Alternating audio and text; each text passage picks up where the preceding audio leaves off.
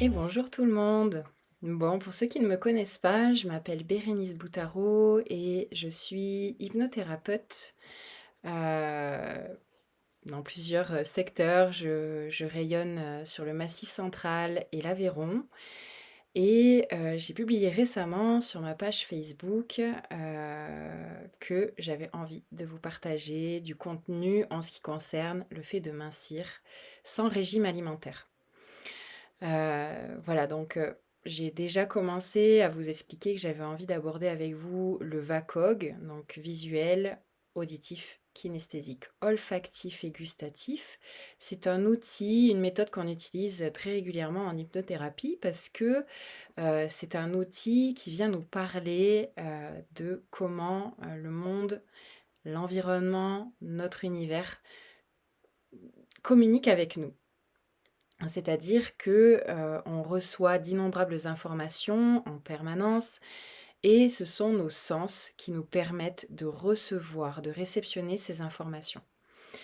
Donc j'avais envie de vous expliquer que pour mincir, voilà, moi en cabinet, en règle générale, je ne demande, pas aux personnes, de, commencer un régime alimentaire ou, voilà, je donne pas une liste d'aliments, voilà, bien évidemment, je vais donner quelques conseils en disant, d'être vigilant à ceci ou à cela. Mais généralement, les personnes savent très, très bien, comment s'alimenter. Elles ont déjà, largement, sillonné, d'innombrables possibilités avant d'en arriver à l'hypnose. C'est dommage parce que l'hypnothérapie est vraiment un outil qui aide énormément dans ce genre de cas de figure, parce que c'est un outil qui nous mène aussi à beaucoup de présence à soi. Alors je m'explique. Pourquoi on peut mincir avec le VACOG? En fait, le VACOG, donc visuel, va m'inviter à être beaucoup plus présente à ce que je suis en train de manger, à regarder ce que je mange, à recevoir véritablement ce que mon assiette me donne comme information. Parce qu'il faut savoir que l'on commence aussi à manger avec nos yeux et que les couleurs, d'appréhender aussi les textures, bah, ça nous mène aussi directement à notre kinesthésique puisque le kinesthésique, ça va être la sensation, ça va être les textures, ça va être le toucher. Pourquoi pas s'amuser à manger avec les doigts pour appréhender davantage sa nourriture, de ralentir, de manger avec un rythme beaucoup plus lent.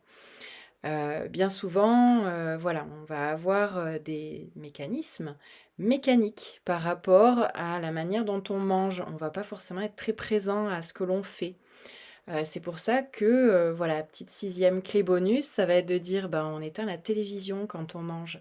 Parce que, la télévision, ça vous stimule beaucoup, ça vous donne beaucoup d'informations qui sont parfois très contradictoires avec ce que vous êtes en train de faire. Évitez de manger en faisant autre chose que de manger. Vous allez vous rendre compte aussi que vous allez peut-être manger à un rythme différent et souvent vous allez diminuer vos quantités. Parce que de manger en même temps que l'on fait quelque chose, bah, voilà, je suis trop prise par plein d'informations et donc forcément, bah, mon estomac, mes yeux, mon corps, hein, en définitive mon corps dans son intégralité, ne peut pas, se rendre compte de ce que je fais, de ce que je suis en train de faire avec lui, c'est-à-dire de manger. Et donc forcément mon estomac, mes organes ne peuvent pas, se rendre compte de ça. Donc le visuel, le kinesthésique, l'auditif bien évidemment, bah, pareil, hein, voilà, d'éviter, d'écouter, trop de choses en même temps, voilà, la télévision. Il vaut mieux, finalement être plus présent à ce que vous pouvez entendre, par exemple, dans votre bouche.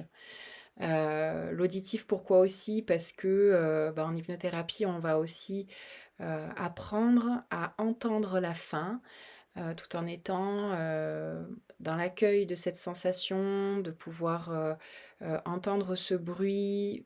En fait, on ne se rend pas compte, mais notre inconscient a gardé d'innombrables blessures qui ne sont pas forcément que liées à nous. Ça peut être lié aussi à notre hérédité.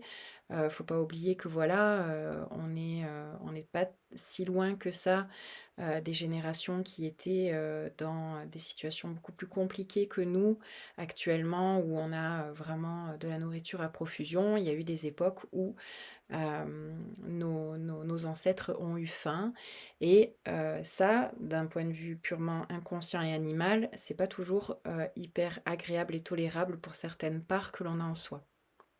Donc aussi de travailler bien évidemment sur, notre hérédité, nos blessures et ça se fait, voilà, plus en accompagnement, pour le coup. Là, je vous donne des petits outils que vous pouvez mettre, en place, tout de suite, en appréhendant ce que vous pouvez saisir comme possibilité suite à cette vidéo.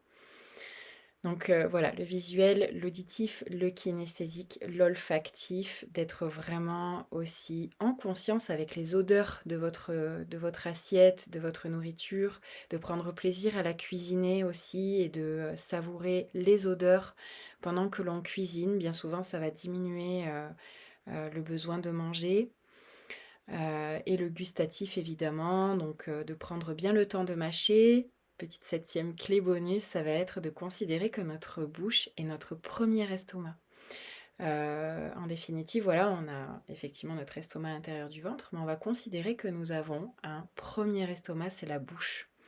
Et que tout le mécanisme de mastication va vraiment être le premier passage avant notre estomac qui lui va, aussi comme la bouche, mastiquer, mâcher tout ce qu'il y a, à l'intérieur de l'estomac et en fait de prendre bien le temps de mâcher, c'est vraiment, vraiment très, très important et en même temps, vous prenez le temps de savourer le goût de votre nourriture.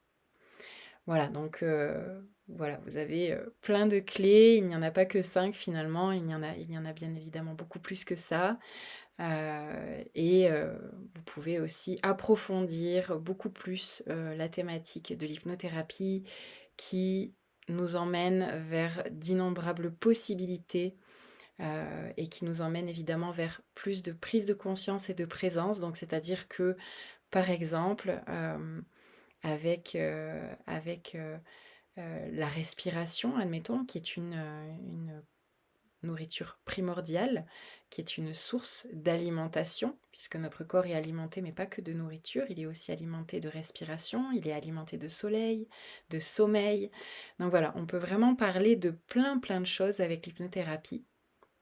Là, je me concentre sur le VACOG pour que vous puissiez vraiment découvrir cette technique qui est très très efficace. Voilà, à mesure que l'on donne de plus en plus de présence à notre nourriture, à sa qualité, à son odeur, à voilà, sa texture, de pouvoir la toucher, voilà, de s'amuser des fois à enlever la fourchette qui nous sépare de notre assiette. Ça peut être aussi un jeu très très intéressant. Voilà pour ce qui est de ces 5 clés où il y en a finalement une sixième, une septième en bonus. Et puis je vous souhaite vraiment une très très très belle journée, une belle découverte de cet outil, le VACOG, que vous pouvez approfondir aussi bien évidemment en étant accompagné d'un hypnothérapeute.